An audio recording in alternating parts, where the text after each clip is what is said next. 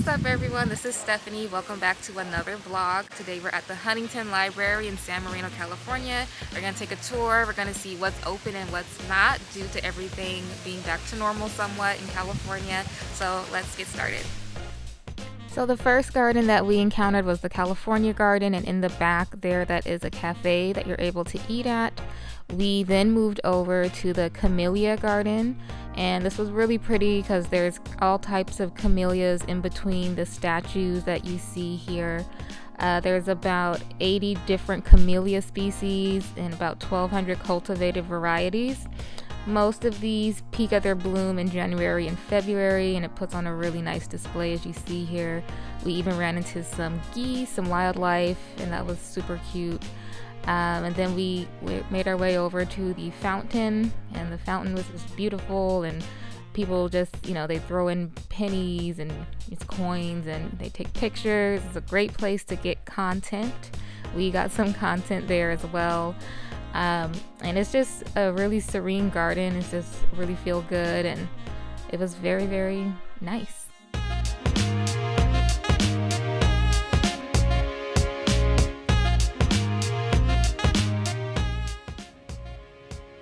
And then the walkways here led to a different garden. There's different ways to get to different gardens, and we just kind of stayed to the left in here. And if you go to the right, it does take you to some other garden. I'm not sure. They all sort of connect. So if you're there, you may want a map.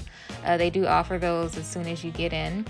We ventured over into what is the Rose Garden here. But it doesn't really look like the rose garden because there are no roses blooming at the moment. So this is in March, and apparently I think it starts to bloom in April. So I think we just missed it. Last time we came in October and it was filled with roses. It was super beautiful. But I guess we were just too early, so there wasn't really much to see, unfortunately. But, it's still nice to just kind of go through. But if you do go when it's in season, it's beautiful for the roses to be blooming. And this is the Japanese garden, and it is really big. It kind of, spans over a good portion of the property, if you will, and there's just so much to see here. The architecture of the bridge and everything else that's in the back is just, you feel like you're in another world, and you're in, Southern California still, so that's pretty cool.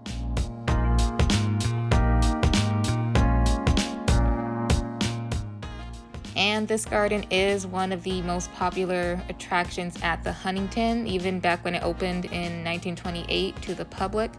The Japanese garden has always been one of the main attractions. That bridge in the back is called the Moon Bridge, and that's pretty much a staple for this garden to know where you are.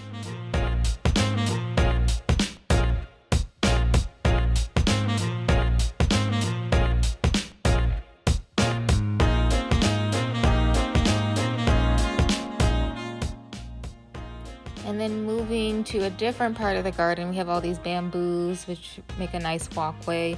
This is the Zen Court, and this was an addition to the Japanese garden that was added in 1968.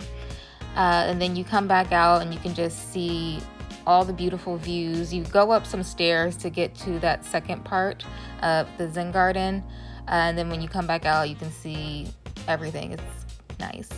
And then this is the Chinese garden, and this is my personal favorite. It's super, super cute. It's like literally out of a movie. I think I always say that in every video, but it's so nice. And just the details on everything. I got close up here.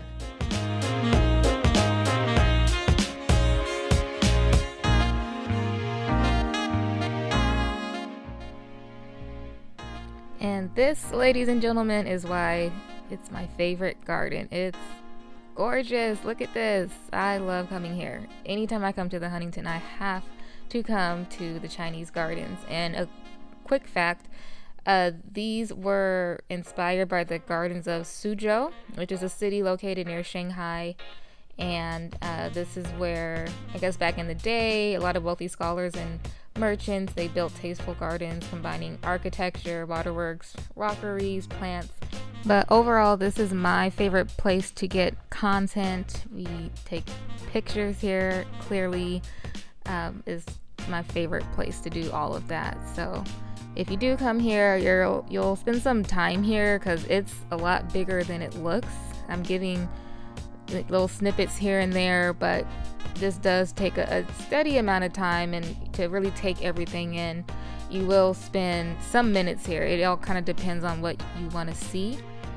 But yeah, it's beautiful. I love it. Look at it. You can really just sit back, take a seat, and just unwind for a little bit in between each garden too. You can do that because this is kind of a hike. Being at the Huntington, it's pretty and everything, but it is a hike. I also recommend wearing sneakers. Last time I think I wore flats, and that was probably the worst thing I could have done. But I learned my lesson. I used to come here as a kid, so obviously I wore sneakers then, but as an adult I forgot, and yeah, I would highly recommend sneakers, and your life will be a lot easier.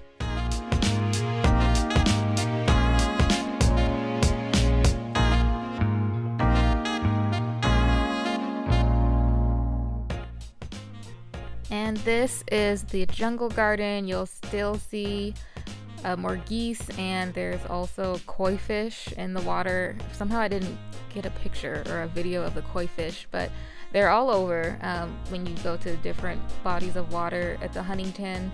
So there's all types of different like ferns and bamboos around here. If you're into horticulture, you'll really appreciate this place.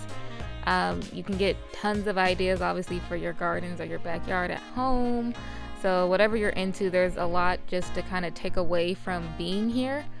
I just like coming here because it's so pretty, and it's just something to do in California. And a lot of times when coming to California, people don't really mention the Huntington, but I always think it's a great place to come to.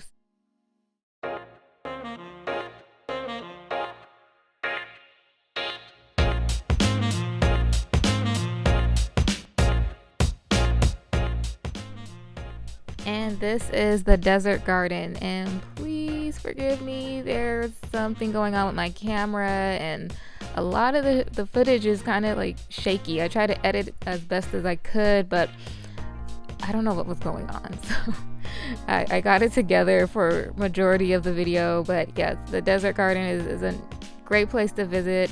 All types of succulents and whatnot, and this is the palm garden, believe it or not.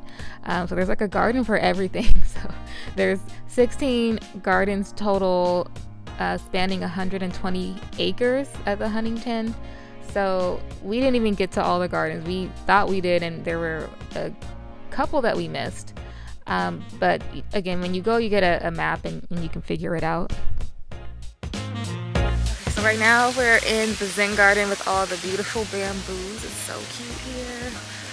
Inside activities, well, things you can do inside, like visit the library and the art museum. They are open now, so we're gonna try and go see that. I think they do make you wear a mask still if you're going inside, or the proof of vaccination, so we'll have to see. But we're gonna go inside because last time we came here, nothing indoors was open, and that was October of 2020. So it's 2022 right now, and everything's back open. So we're gonna go see what the inside is like. So what I meant was we were going to the exhibition hall, which is what you see here. When we did get in, we did have to wear a mask, so it wasn't anything like super strict. So out here, for the most part, the mandates are down, but sometimes depending on where you go individually, they may have their own rules. So, for me, it's not a huge deal, so it's whatever. But when we went in, it was your standard learning about history, American history. There were just a lot of artifacts to see, and in typical museum fashion, you have a description of what you're looking at, so it's pretty easy to navigate through here. So yeah, it's super easy to navigate through, so you can take away what you would like to from here. We didn't get to all the indoor places here. There were actually more art galleries that we just couldn't find. Like, we were really going through it, and it was about to rain, so we were kind of on a tight schedule, because shortly after we left here it started pouring rain. So again, there's a lot to do here, and this can really take up a majority of the day. This is the perfect little day trip, if you will, and it's not too far. If you're in LA, it's about 20-30 minutes depending on traffic. Same for the IE, or even if Orange County might be a little bit further, but you know, it's in a pretty decent location. So yeah, I think everybody should come through and come visit at least once, and it's somewhere you can take yourself, your kids if you have them. There was a children's garden that we obviously missed. We didn't have any kids with us, so but if you do, they have their own little garden dedicated to them with, you know, fun hands-on things for kids to do.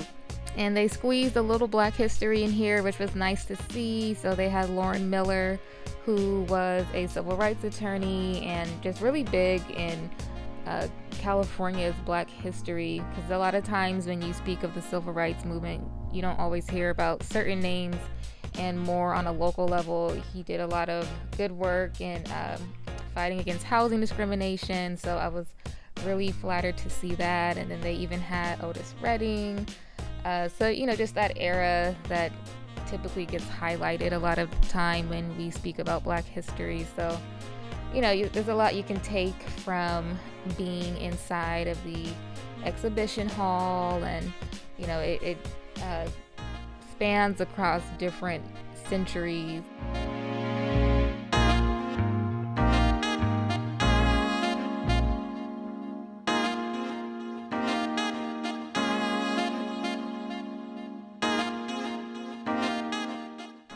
So I hope everyone enjoyed the video. This is a quick, easy trip for anyone to do. It's cost efficient. Tickets are under $30 for adults, and everyone else is cheaper than that. So don't forget to like, comment, and subscribe, and I'll catch you in the next video.